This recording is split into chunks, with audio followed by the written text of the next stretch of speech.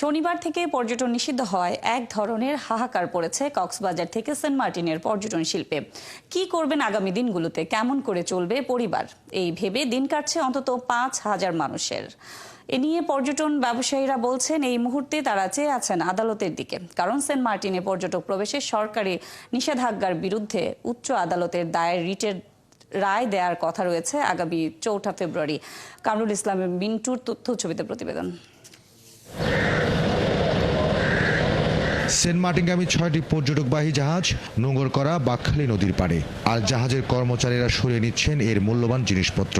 ক্যাপ্টেনও চলে যাচ্ছেন, একটু পর বেকার হবেন জাহাজের শ্রমিকরাও।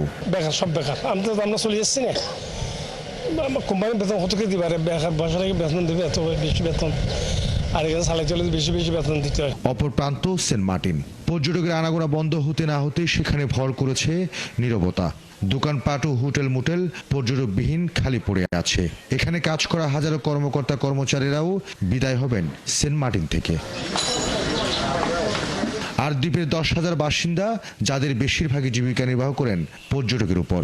কাজ না থাকলে দারুণ অভাবের পাশাপাশি অপরাধে জড়ানোর শঙ্কাও তৈরি হচ্ছে এখানে। দ্বীপের মানুষ আলটিমেটলি তারা পূর্বের যে বিভিন্ন অনৈতিক কাজে তারা ফিরে যাবে, সামগ্রী কড়ি পাথর ইত্যাদি এগুলো আহরণ করবে এবং মাদক ব্যবসাতে জড়িয়ে যাবে, ফলে দ্বীপের মানুষের অনেক ক্ষয়ক্ষতি বেড়ে যাবে। ইনকাম বলতেই বন্ধ, কারণ এখানে ইনকামের যেটা মনে করেন হয়তো পর্যটক বা মাছ ধরা, এগুলো দুটোটাই বন্ধ।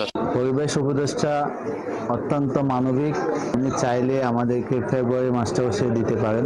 আর পর্যটকরা বলছেন সেন্ট মার্টিনের যাত্রীদের আচরণ কঠোরভাবে নিয়ন্ত্রণ করা যেত, আর একটু সীমিত করা যেত যাওয়া আসা, কিন্তু একেবারে বন্ধ করাটা ঠিক হয়নি। এখন কোনো না কোনো কারণে পরিবেশের কথা চিন্তা করে পর্যটক বন্ধ করে দেওয়া হয়েছে। তো এটা বন্ধ এইভাবে না করে অন্যভাবে কোনো পদক্ষেপ নেওয়া দরকার।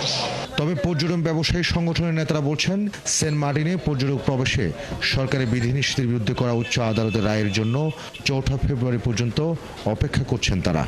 আমরা অন্যান্য বছর 5 থেকে 6 মাস কিন্তু পর্যটক অবাধে নিয়ে যেতে পারি, কিন্তু 2 মাসের এই সিদ্ধান্তের কারণে কিন্তু আমরা পর্যটন শিল্পে অপূরণীয় ক্ষতি হবে। বিশেষ করে সেন্ট মার্টিনের সাধারণ জনগণ যারা আছে, যারা পর্যটন নির্ভর, তারা কিন্তু মানবিক সংকটে পড়বে বলে আমি মনে করি।